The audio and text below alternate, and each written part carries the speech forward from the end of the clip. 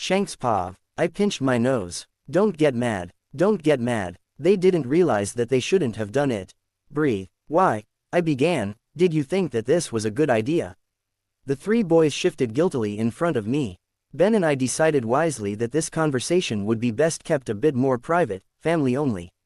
So, the three of them were seated cross-legged on the floor of our quarters, with me sitting on the bed, and Ben perched on the desk chair across the room. I stared them down patiently, waiting of a response. Ace finally broke. All of the boys were incredibly stubborn, but I had learned that Ace in particular hated getting in trouble with us. I think it's probably because he never got in trouble with anyone growing up, and isn't used to the feeling of parental disappointment which I hated using, but was sometimes necessary to teach them a lesson. Luffy would get some punishments from Makino when he got too unruly, timeouts and extra chores mostly, and Sabo had been grounded a few times by his blood relations. Ace did not do well with the disappointment factor apparently. Ben and I were still trying to figure out how to work with him on that. Well, you mentioned syrup earlier, he stuttered out awkwardly. I waited a moment. Ace clammed up again, and drew his eyes to the floor. I did. However, that doesn't explain why you three thought that it would be okay to take a supply boat there, by yourselves, without telling anyone where you were going, or asking permission to go in the first place, I said levelly. We didn't think you'd mind, Sabo muttered, refusing to look me in the eye. Regardless of whether or not I minded, we'll talk about that later. Why did you go in the first place? You know nothing about the island. I can't imagine that anything I said about it earlier could have sparked your interest. Why? I pressed, waiting to lock eyes with each one as they shifted in place on the wood flooring. 'Cause we heard that Yasop had a kid there. We wanted to meet him. Luffy mumbled sadly. Oh no. Luffy is pouting, genuine sad pouting. Crap.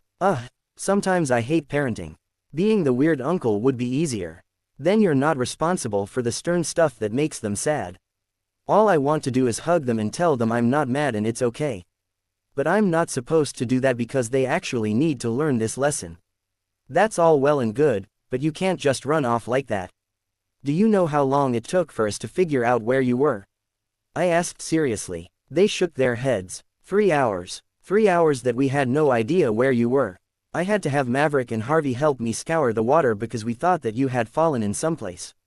Though I tried to keep my tone even, it still betrayed some of the distress from earlier. They hung their heads lower. Sorry, Ace mumbled, almost inaudibly. Luffy and Sabo echoed him. Ben sighed. Sorry works for most things, Ace, but it's not a magical band-aid that you can slap on anything to make it okay. It's good to hear that, but it's not going to fix everything.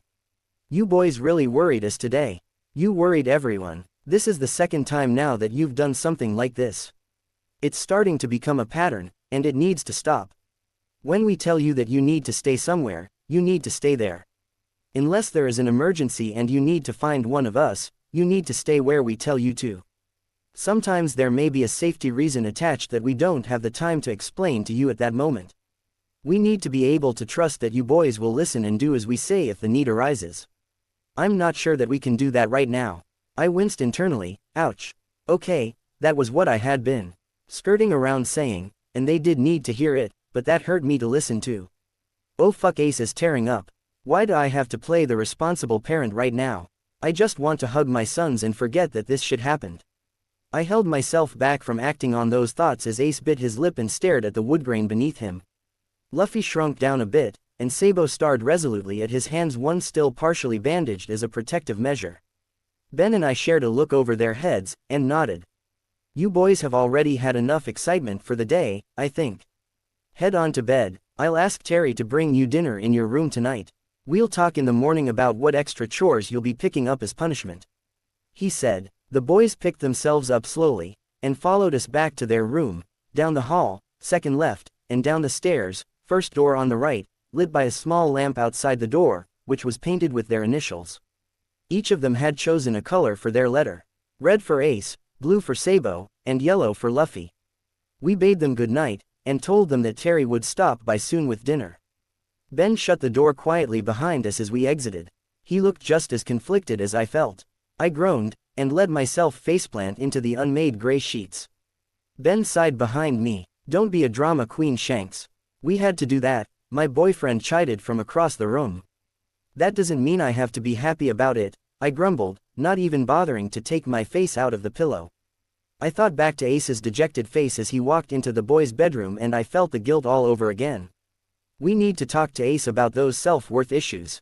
It's been almost 2 months since we picked the kids up from Fuchsia.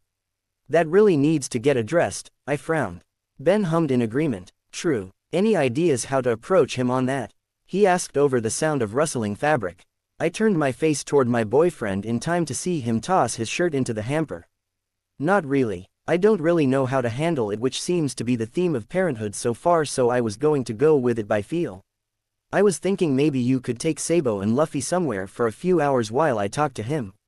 He already knows that we know about his beliefs about his existence, so he shouldn't be too surprised about me talking to him about it. I furrowed my brows at him. Think that will work? Ben turned to me, sweatpants in hand. Well, I would recommend a bit more planning, but so far planning has been futile with these brats. Maybe get your thoughts in order a bit more, but beyond that it should be fine, I suppose. I watched the sweatpants replace his trousers without saying anything. Next time we land on an island, Ben takes Sabo and Luffy to run errands, and I have a heart-to-heart with Ace. This is gonna be fun. Also, because a couple of people asked about it, storyline. I'm not going to give away too much yet. What's the point in that? You need to read it for yourselves, but I will give a general idea of where I think the story is going in the future. This FIC will detail the ASL bros, with a few recurring guest kiddos added, until probably a year or so before they are going to set sail for themselves. During this time they are going to meet people, fuck up timelines, and save some people that you might or might not expect to appear. Some of the other characters, when they appear, will be very OOC. I'm doing that because in my universe, some things have or haven't happened to change their worldviews. Most of these people will be characters who were a bit more minor in canon, the core crew and such will remain roughly the same. Also, there will be a lot more oddball and maybe obscure tie-ins to future characters. Someone asked why I made Zoro's mom who she was. 1. Based on canon, Zoro has a kind of respect surrounding very strong-willed women. I personally like to think that that could have come from a very strong-willed mother, who instilled that kind of response in him as a child. 2. I've watched too many op theory videos on YouTube, and one of the ones I watched concerned Zoro's father, still unknown, being from Wano, and or a member of Roger's crew. I like that theory, but since that whole theory was too complex for me to easily work with without a lot of research, I modified it by making it his mother, my OC, who was from Wano. His dad here is also another OC of mine, and I honestly don't know if I'll bother to flesh him out. I don't think it matters much to the storyline, so I probably won't. 3. I made this story originally as a kind of character study for Shanks, and I haven't abandoned that even if I'm not doing a good job of it. So I wanted to explore some of his past on the Oro Jackson. Since so little is currently known about that crew, and the time period in generally, at least to me, though I might just be living under a rock, I decided to have fun with it, and add in some characters to my liking. He and Buggy argued a lot, and had a sort of frenemies relationship. I like the idea of him having another semi-close age mate that would be like a sibling. Another thing to address, I might consider a sequel, depending on how I wrap things up with this one.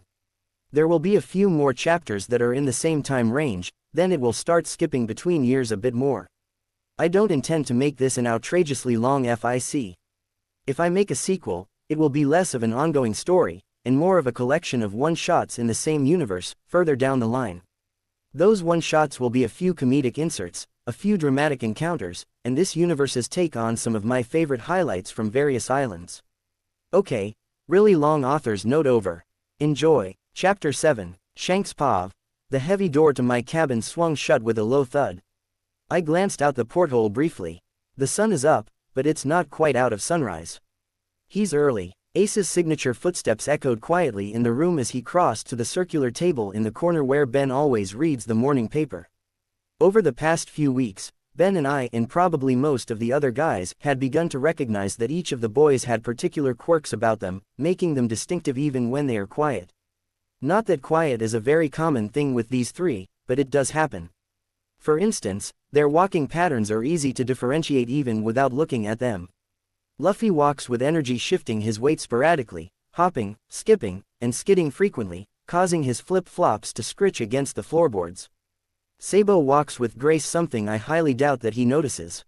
If he did, he would likely try to cover it up, as it is a telltale sign of someone born into a higher status. He walks heel-toe, clacking the toes of his boots gently as he goes when he isn't sprinting down the halls and cackling like a little maniac. Ace is quite different from them both.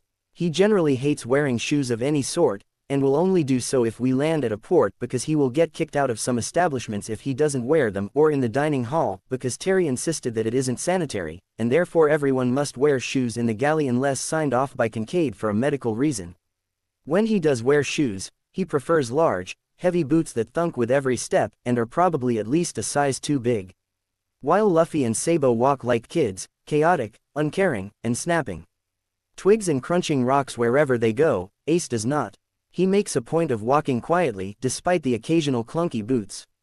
He avoids twigs and rocks on paths, and walks in a careful, cautious manner. Like making too much noise will attract something unpleasant. Right now, the almost silent padding of bare, calloused feet on wood is audible to me through the shuffling of papers on my desk as I tidy up my paperwork. When all of the necessary logs were put away, I turned around to face him. Ace was nervous. He didn't openly fidget or bounce in place like his brothers often did. Instead, when the kid got nervous he zoned out or appeared to anyway. If he's anything like Rouge, then he's probably thinking a million miles a minute about something. She quite often did that, nervous or not, though it definitely became more noticeable the more on edge she was. He was staring at one spot on the table, arms folded, and one finger tracing the wood grain absently. His eyes were unfocused, shoulders tense, and feet tucked under him with his toes to the floor from his perch at the edge of the seat. One foot faced towards me, the other was angled back slightly, and to the side towards the door. Conscious of an exit, probably ready to bolt at any time. I made just a little bit more noise than necessary while walking over and pulling the opposite chair out to sit in front of him. By the time I was settled he was back to the present. Sorry for keeping you back, I know you probably wanted to explore the port with your brothers. I started, no sense in freaking the kid out first thing. He shrugged kind of noncommittally, and shifted his eyes between me and the table briefly before settling on the table. Sock, I know you wanted to talk to me about something. I raised an eyebrow. Oh yeah, how'd you know that? He shrugged again. Heard you talking to Ben yesterday. I know he was gonna take Lou and Sabo into the port while you talked to me about something. Well, I guess we weren't as quiet as I thought we were. That of the kid is way more perceptive than we gave him credit for. Oops, do you know what that something is? He bit his lip slightly before quickly disengaging the action. So he knows that that's a tell. Interesting, you didn't say it yesterday. I'm sensing but, here. I said, somewhat dryly. He shifted minutely. You want to ask me about the stuff me and Lou were rambling about when we got hurt, right? I nodded. What you said specifically? Want to tell me about that? Tell you about what exactly? I was saying a lot of things. He tried to sidestep the question. I gave him a stern look that clearly said that I would take no such bullshit. I mean, why you thought that you didn't deserve to be alive. Ace didn't answer what hadn't really been a question as much as a statement. I sighed, and continued in a much gentler tone, why? He didn't move his eyes from the table while he spoke, because I don't. I am going to have to disagree with you there, but we'll get to that later. I mean, why do you think that? I pushed, keeping my tone level. He looked up at me with this dead sort of look, and it made my blood boil quietly in my veins because I knew that someone else had put it there, and that was not fucking okay. Because I killed my mom. The pause that hung in the air was stifling. My brain short-circuited for a moment. Excuse me, he shifted a little, and then took in a deep breath. My mom extended the pregnancy a lot longer than it should have been, because if I had been born earlier then the Marines would have figured out who my blood father was and killed me. She died right after. Oh, wait, that means oh shit. I was suddenly very glad for my many years of bullshitting experience teaching me a good poker face, because if not I'm sure my thoughts would have shown on my face very clearly. He's Rouge's kid. Rouge was Roger's girlfriend, very little known, and the two of them were pretty private about it, so even most of the crew didn't know. I only found out because Mavila told me. To this day I don't think that Buggy knows. So, he's Captain's kid too. Damn, no wonder he said it was problematic. His parents are the two most wanted people of their generation. The only person who might top their shit list is Dragon, but even he only pissed off the government and nobles. Rouge and Captain pissed off everybody. I took a deep breath, and spoke slowly as my brain tried to reroute to the original issue. So wait, you're telling me that whole issue started because your mother was amazing enough to intentionally extend a pregnancy, which was a dangerous thing to do, in order to protect you. I killed her. His voice was completely flat. Oh no. No no no no. Fuck no. Ace, you did not kill your mother. You are not responsible for her decisions. I said seriously. His face twisted into a protest that I cut off. No, listen to me Ace. You did not kill your mother. Yes, she probably died due to the extended pregnancy, but you did not kill her. She made the decision, knowing that it could harm or potentially kill her, to extend her pregnancy past the point which would be safe or logical. My voice was hard as I said this, and Ace seemed to shrink a little bit under my words. I softened, and quieted my voice considerably. Your mother, by any chance was her name Rouge? The kid's head snapped up so quickly it was almost as alarming as his expression of shocked terror. Relax, you didn't say anything to give it away. If you don't want me to tell anyone I won't. Ben doesn't even know right now. You reminded me of her a few times, that's all. I soothed. He blinked several times. Wait, you knew her? I nodded. Yeah, she was a senior crew member on the same ship as me and Maviola. Maviola was her protege actually. Rouge taught her everything she knows about knife fighting and blades. I knew her back when I was a cabin boy on that crew. Ace blinked again, this time in utter confusion. Wait, my mom was a pirate. I stared at him for a few moments in utter silence. Damn Garp, I was going to kill him. Ace, your mother was one of the most well-known, and quite honestly feared pirates of her era. She held the title of most wanted woman on the seas for well over a decade until she retired, and at one point she ranked third most wanted person in the world. Only just behind Dragon the Revolutionary and Captain Roger himself. Red Demon of the Grand Line, Port Gazdi. Rouge, was easily one of the most hated people I've ever met. She pissed off everyone. No one ever told you about her? I asked, completely aghast. Ace stared at me like I had just turned the whole world on its head, completely frozen. Quote. Don't tell me. Did Garp plant an image of some sweet, innocent girl taken advantage of by an asshole pirate who left her as a single mother? I asked incredulously. Ace slowly nodded. Quote. Someone ought to fucking slap him, and that someone should be Suru. I said calmly, and more than a little disgusted. She would absolutely wring his neck if she knew that's what he told you. Rouge was the one that gave her that nasty scar on her chest. Even if the old bat hated her on principle, she would rip Garp a new one for undermining the sheer strength and authority that Rouge had as a fighter. Ace stared at me, wide-eyed. I could see the gears whirling in his head as he processed this. After a long several minutes, he asked, wait, does that mean that my blood father wasn't actually an asshole? I inhaled through my nose. Garp is very, very dead.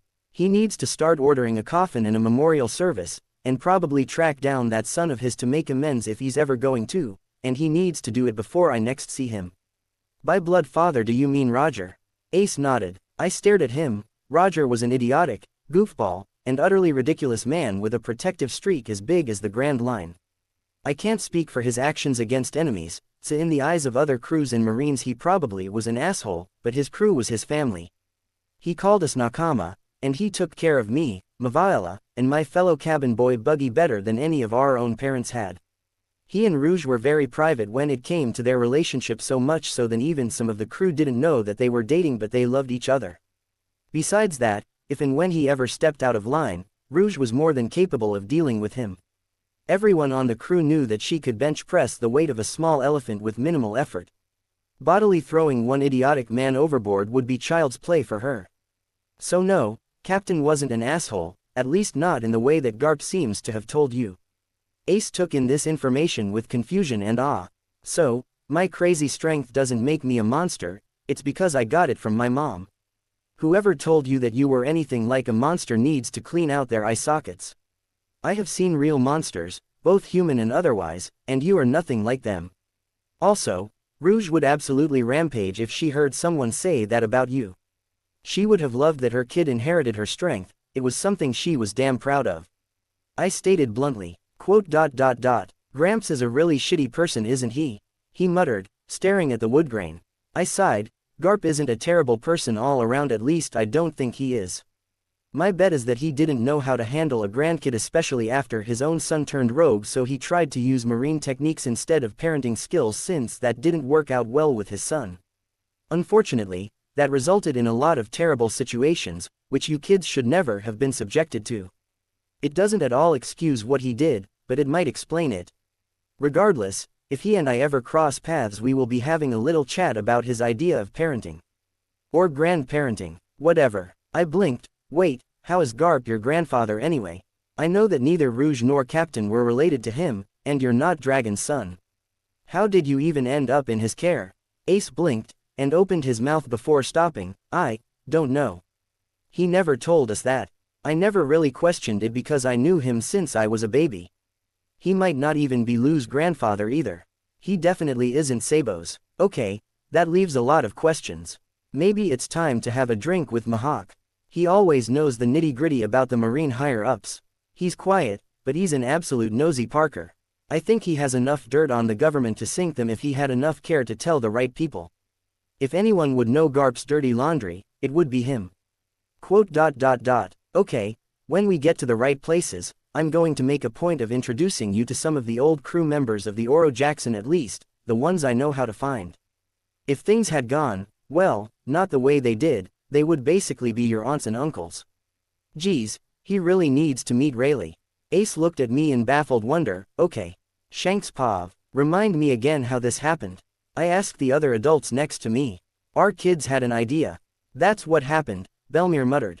Ben groaned and held his face in one hand. Your kids, Shanks. Deal with it. I sighed heavily through my nose and stared out at the recent destruction. Yeah, alright, at least the kids were okay. Kokoyashi was an unplanned stop. I had been all set to bring the kids back to paradise so that we could rest easier, and I could get some government dirt from Mihawk. Then the boys got hold of one of the maps and pleaded to have a little adventure before going to the Grand Line. Of course, this adventure had to be something weird, like picking islands from all over the blues to visit before Garp could find us. I was a bit worried because of some recent news that had cropped up. Something about one of Fisher Tiger's former men being disgraced and causing problems in smaller islands. I was hoping that we wouldn't find the need to cross paths with him. He was small fry, however he was also a fishman, and one of Tiger's men, which meant he was absolutely not going to be friendly to humans. Particularly human children. Arriving at the island had been fine, normal. Then the kids wanted to explore the interior, and stumbled headfirst into a terrifying situation. They had been farther ahead, and we hadn't been watching out for hockey, so when the dirt road opened up to a small farmhouse surrounded by tangerine trees, we had thought nothing of it. We did, however, think something of the red-headed ex-Marine captain. Seriously, Belmere, what the fuck? About to take a bullet to the head in front of her daughters. The boys had flipped, terrified of the unknown creatures wielding weapons, and for the seemingly helpless people in front of them. Kincaid darted forward in tandem with Terry.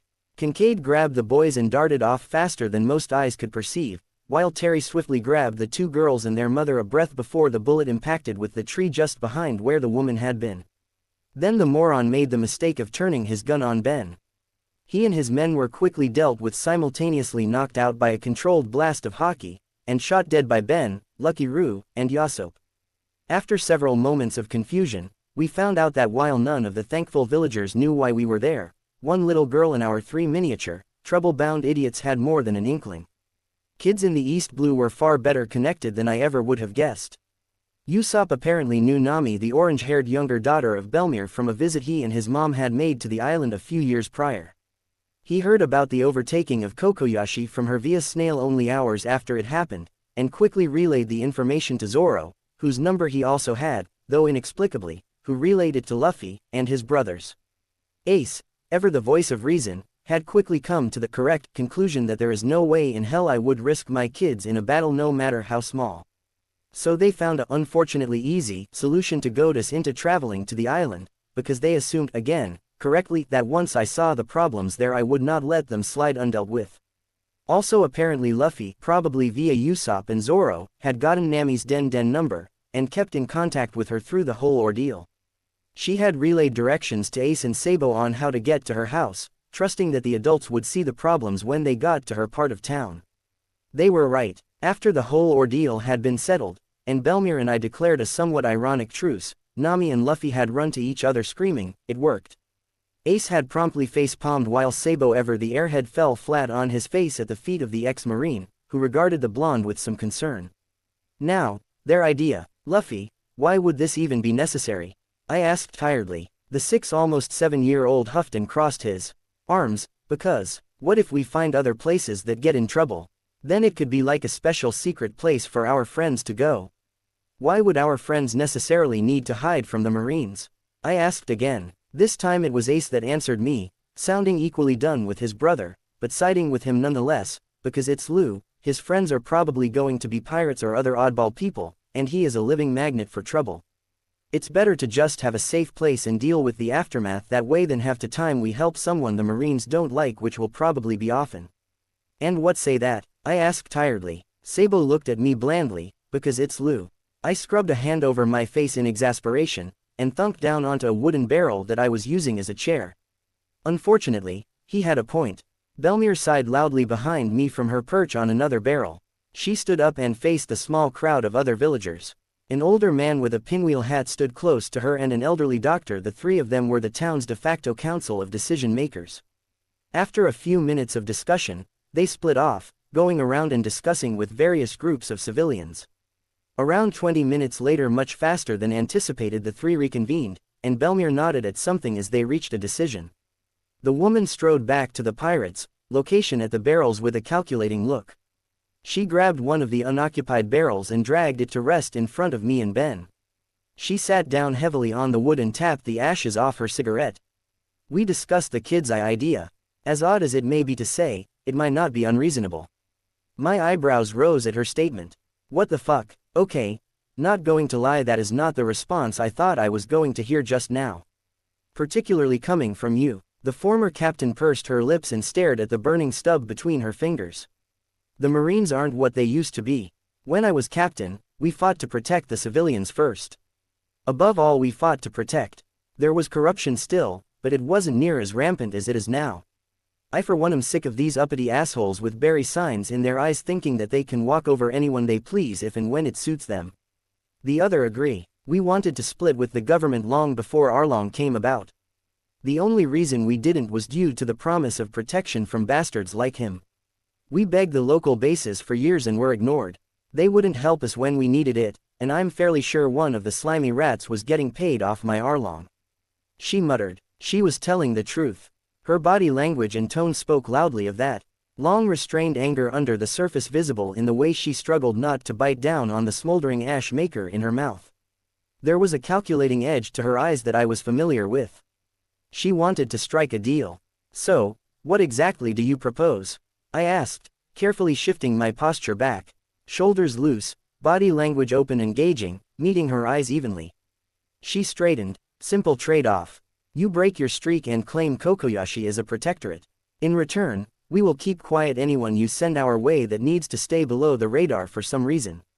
Quiet supply stop, East Blue information, that sort of thing once we get our economy on the right track, that is.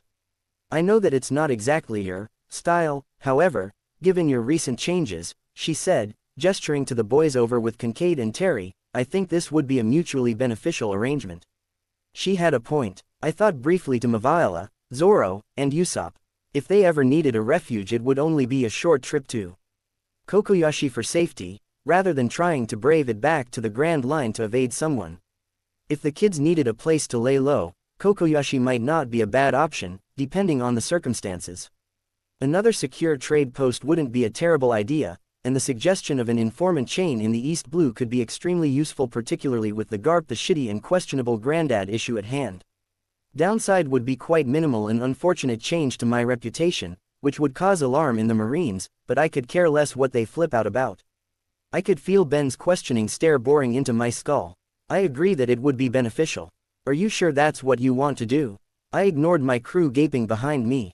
I had gotten similar propositions in the past, but I had always declined them in favor of being the wandering type. This is the first time that I have seriously considered this. I couldn't see Ben's face from the angle I was sitting, and it made me vaguely curious whether or not he was surprised by my actions. I talked it over with Genzo and Doc. And we talked with everyone in the town. Unanimous agreement from everyone. If you are willing to let us, Genzo will draft an accord. Belmere said, tapping off the ashes again.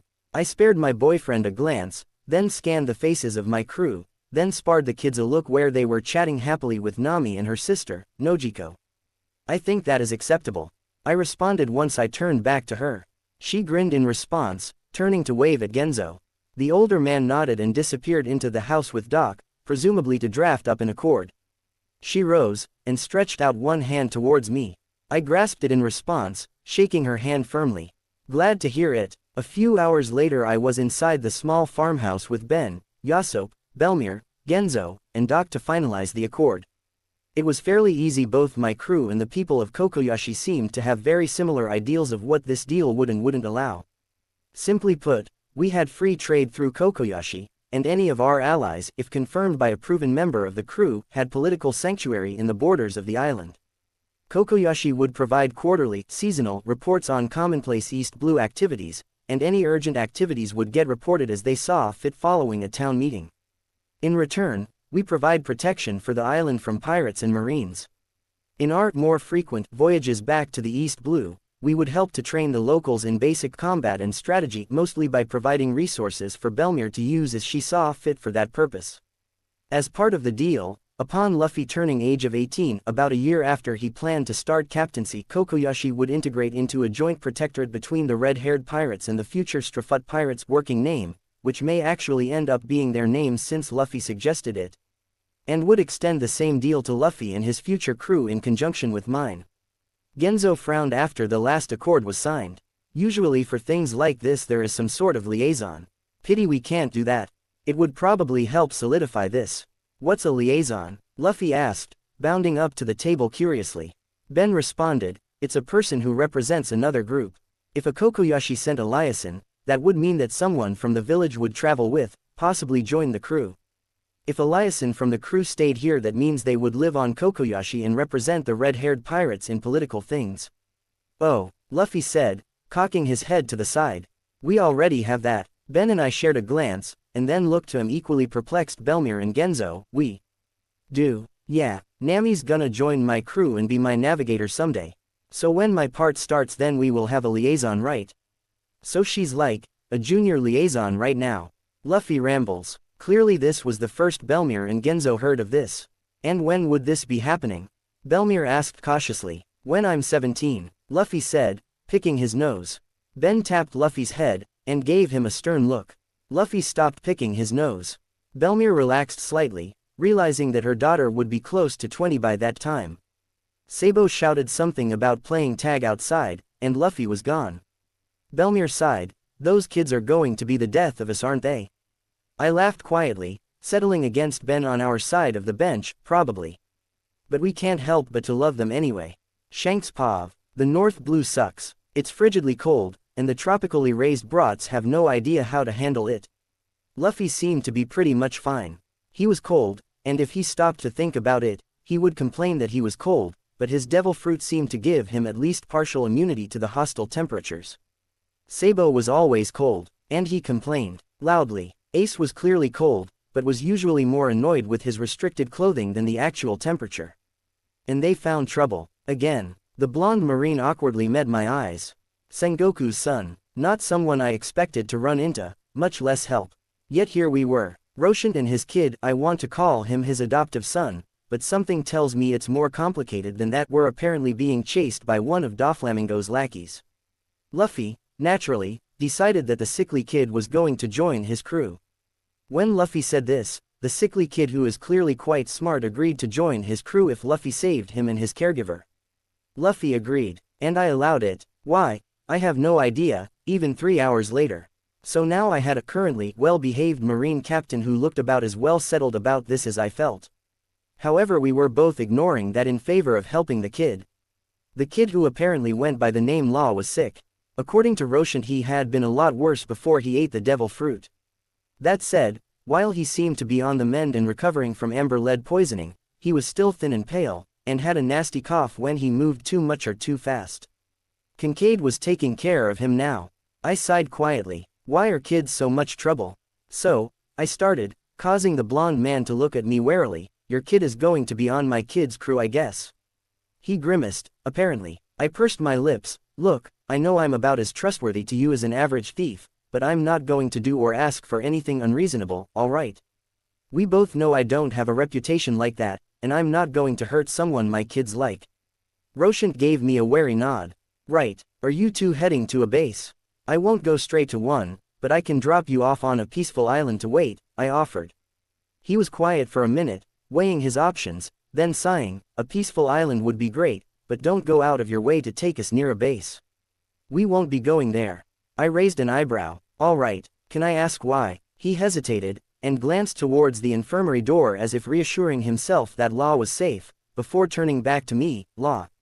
Most civilians called Amber Lead contagious, despite it being a hereditary buildup. In North Blue there will be mobs out to kill him until his spots fade.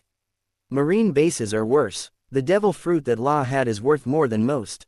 He would be locked up and controlled every moment of his life. We just got free of one psychopath, I don't want him to end up with another.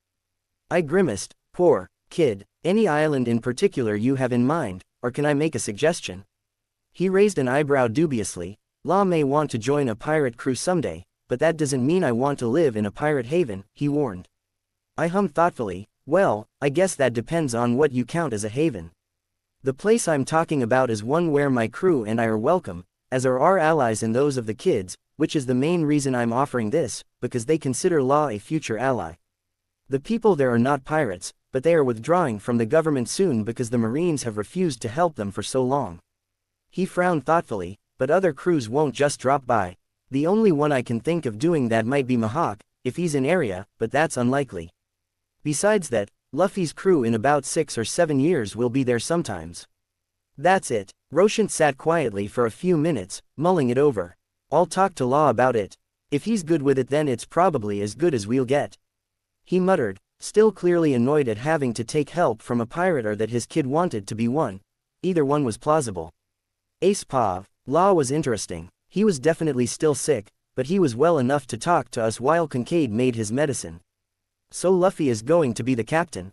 Law clarified. Are you the first and second mates then?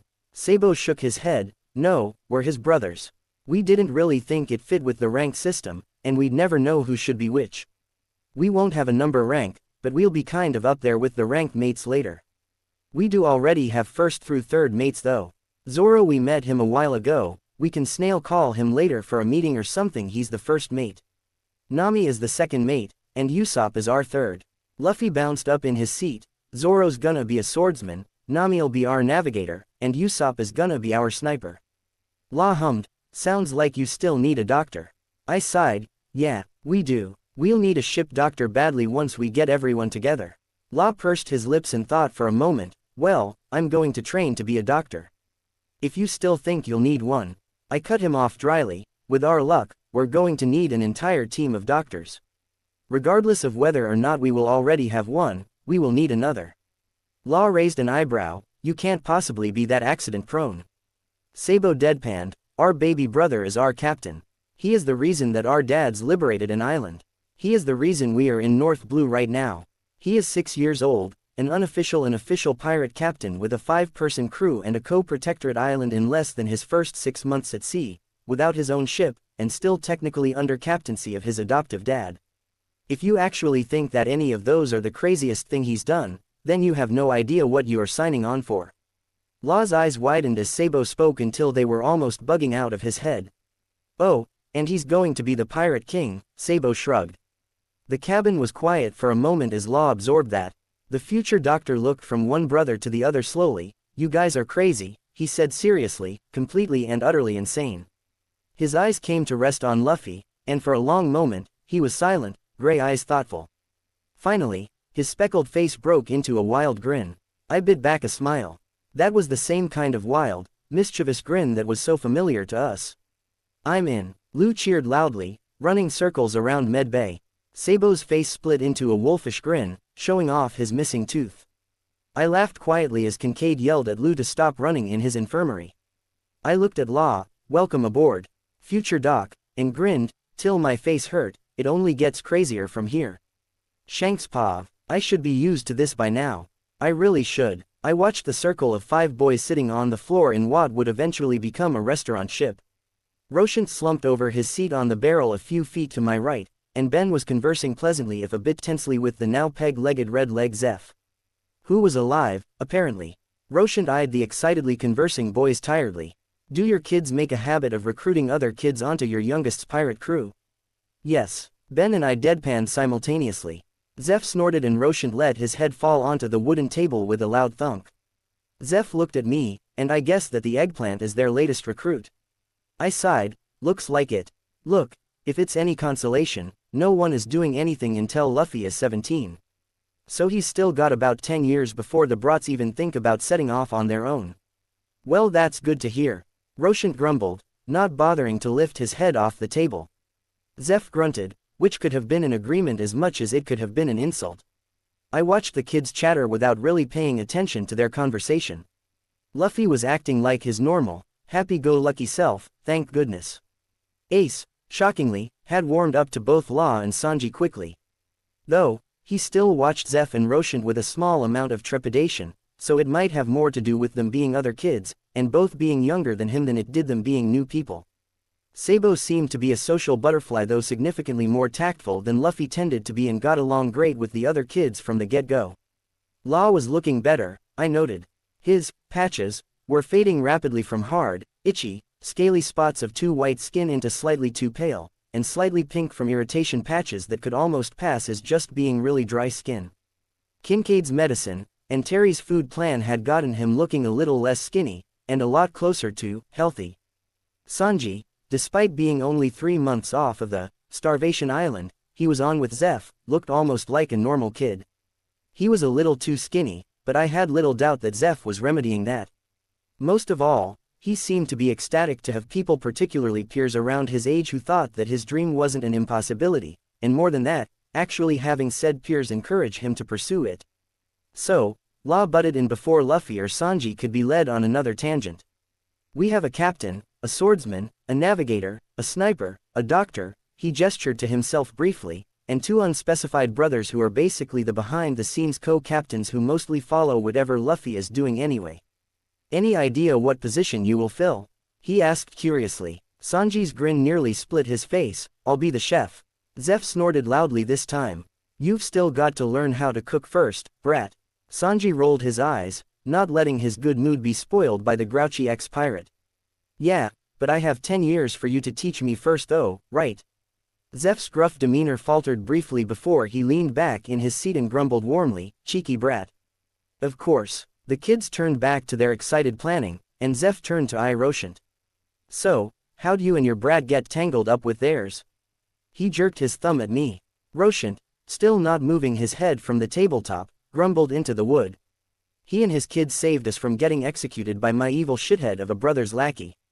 Law has a unique situation where if he got in the hands of the Marines or world government, then he would be manipulated and caged for the rest of his life. I refused to trade one power-hungry psycho for another, and somehow decided that letting him go pirate was a safer option than whatever else I had planned. Also, he pointed with somewhat amusing accuracy for a man with his face planted on a table towards me and Ben, made a damn good argument that I couldn't find a counter-argument to.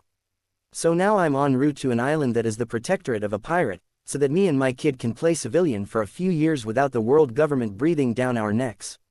Zeph continued to eye him. Quote, Didn't your brat say that you were a Marine? Yes. A Marine captain, yes. Well, that's not something I expected to see outside of the Grand Line, Zeph muttered as he turned away to putter around his kitchen again. I eyed Roshan as the kids cheered again, either over some aspect or another of their plan being worked out, or over the fact that they managed to gather enough snails that they could put Zoro, Nami, and Usopp on the call with them all at once, or maybe both. The man still had his face planted on the table.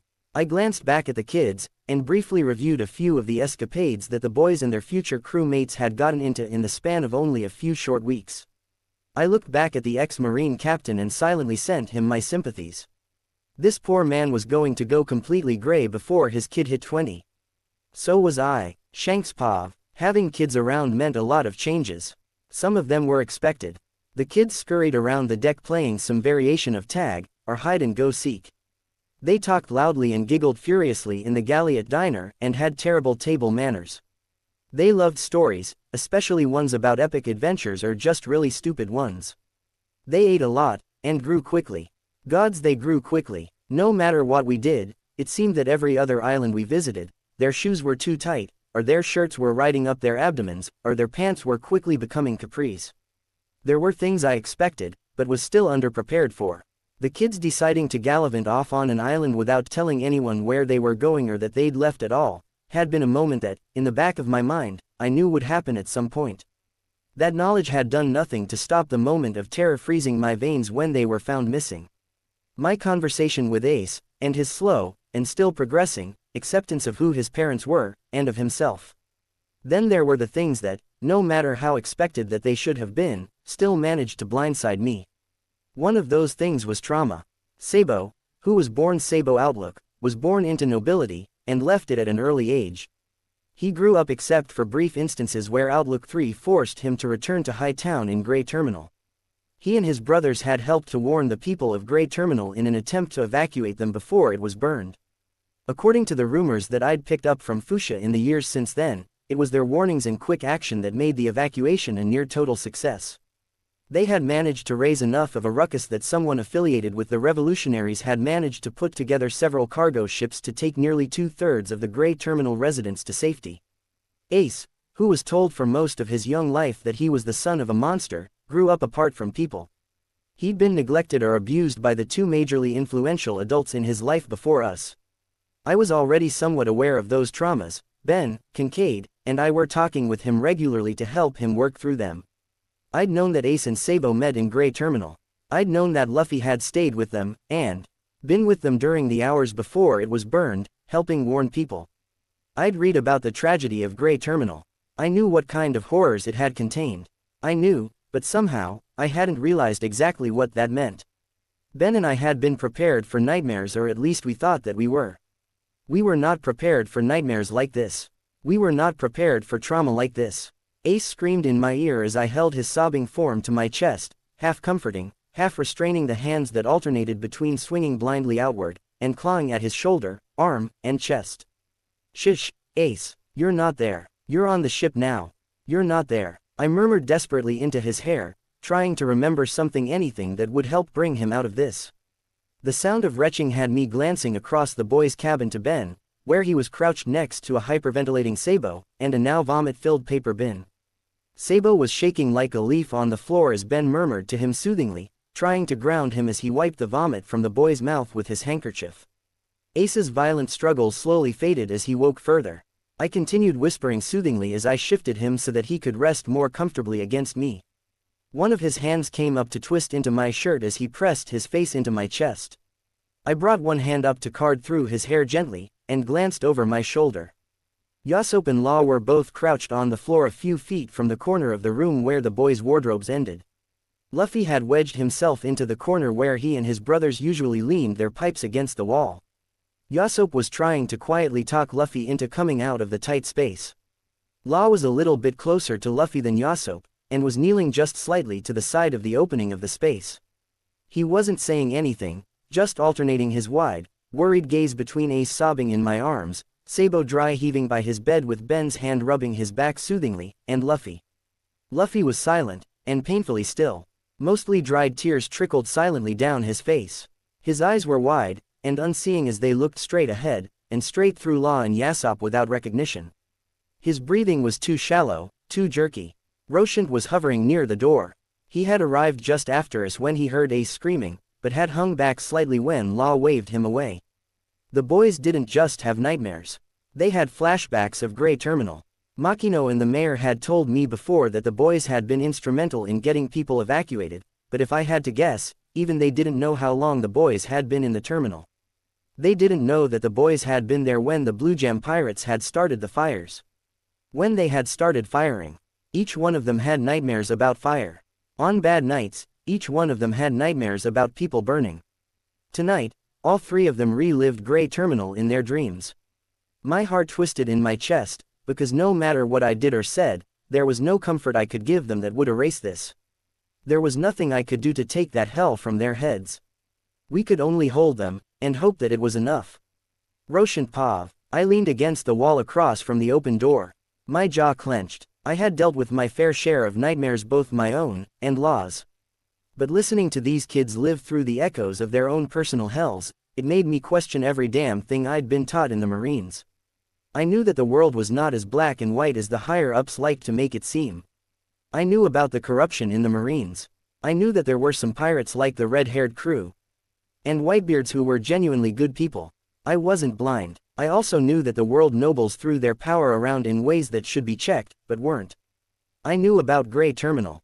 I remembered reading through the lines of the heavily redacted report and storming into Kuzan's office demanding answers.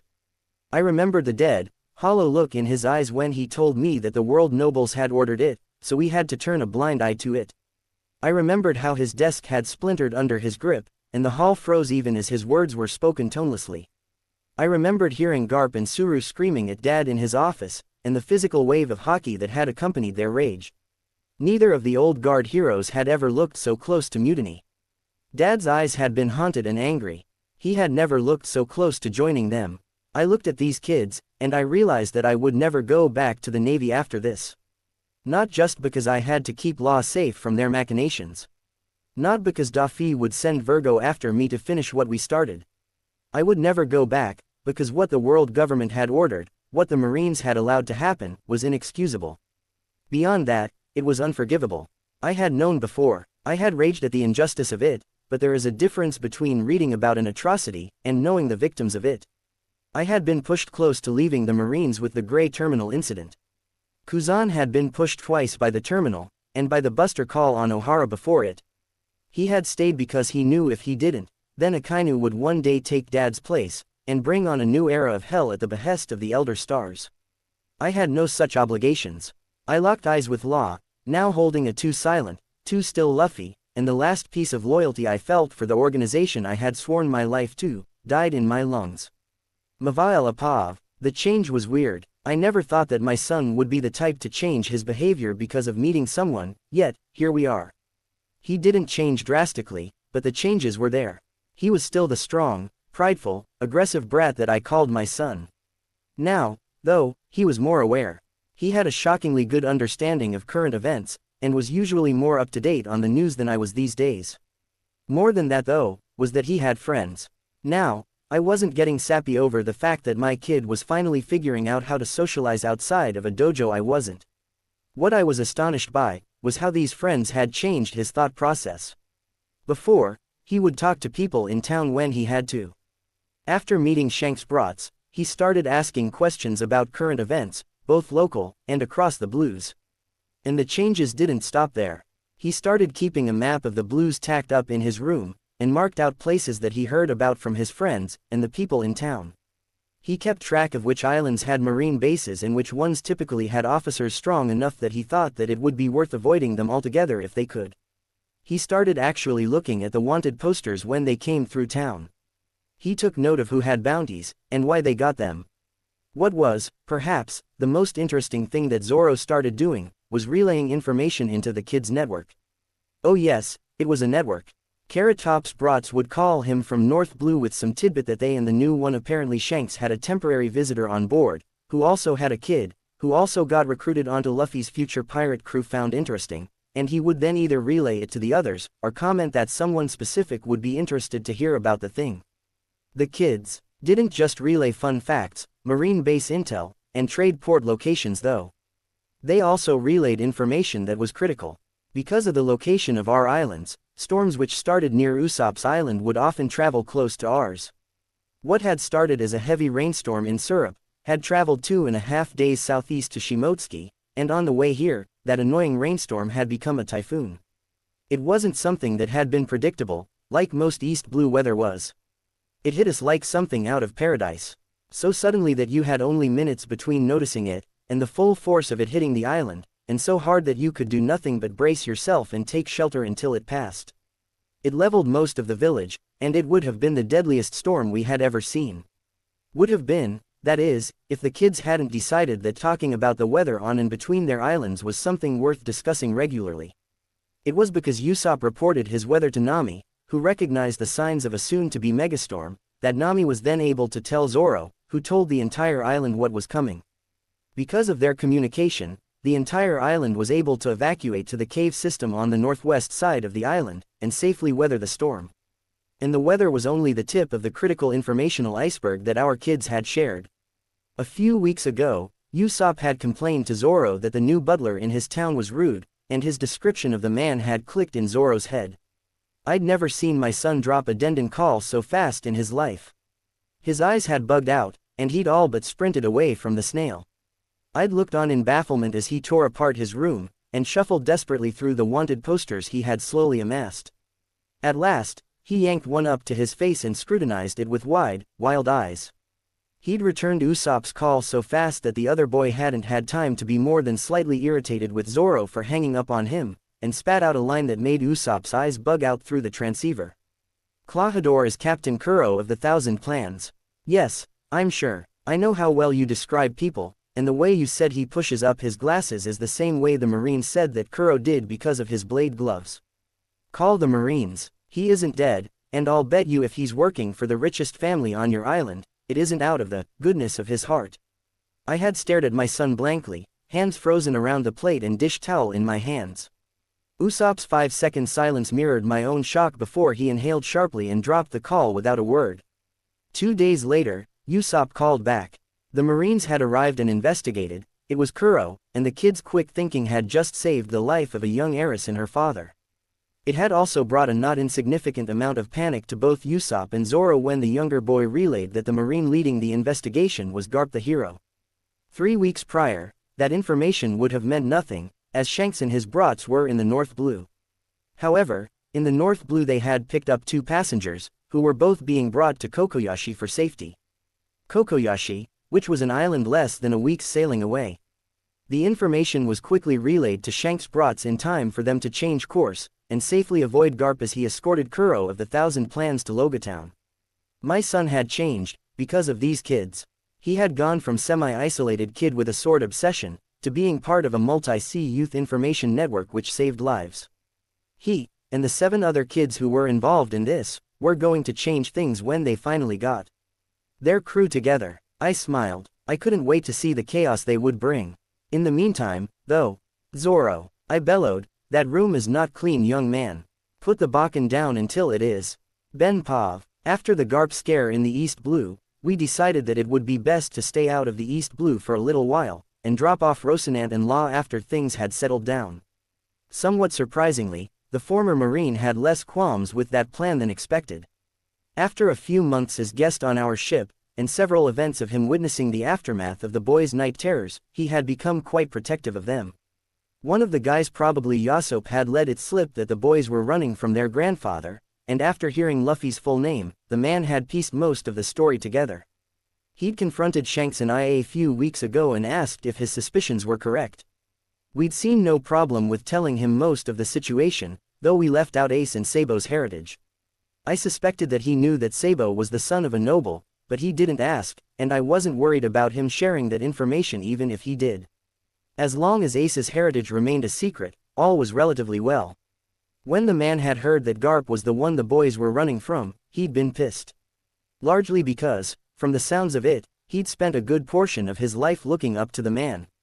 Between that, and his need to keep his own son away from the Navy as well, he was quite alright with us thoroughly avoiding Garp's ship, and any others that would be associated with the area for a while.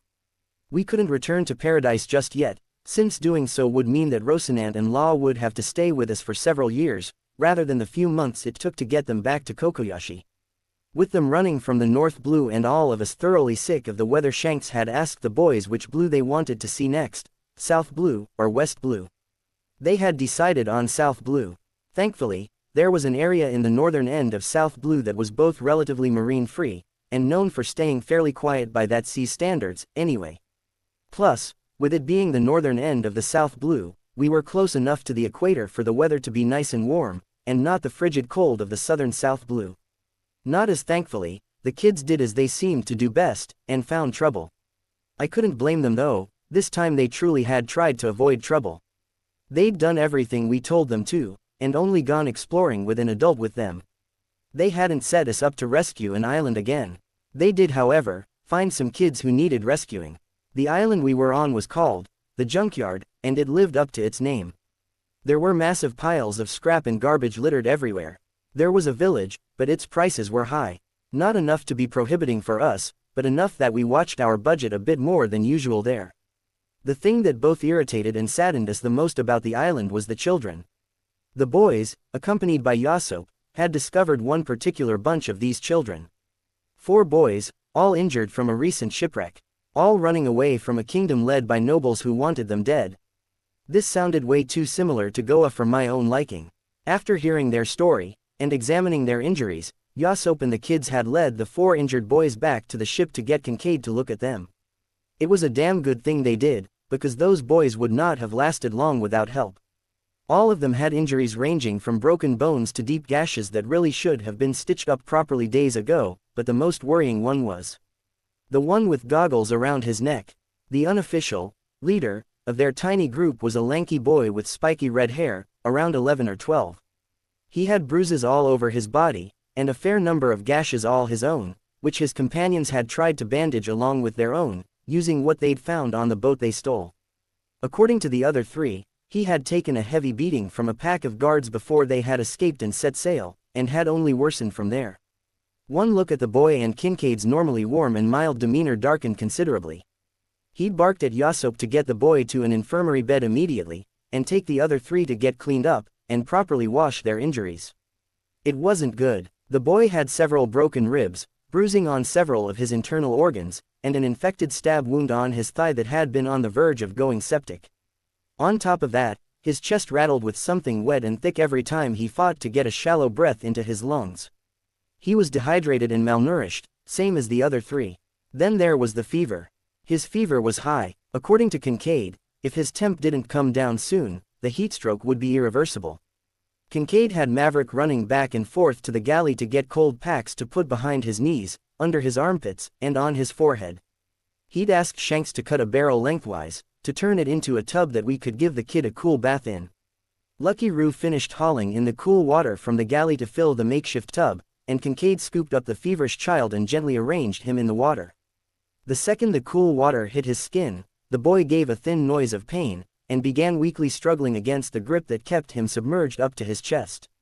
Shanks had left to get our own boys settled back in their room. The sight of the other boys' injuries, combined with their story, had brought back too many memories, too many nightmares, and all 3 of them were unsettled.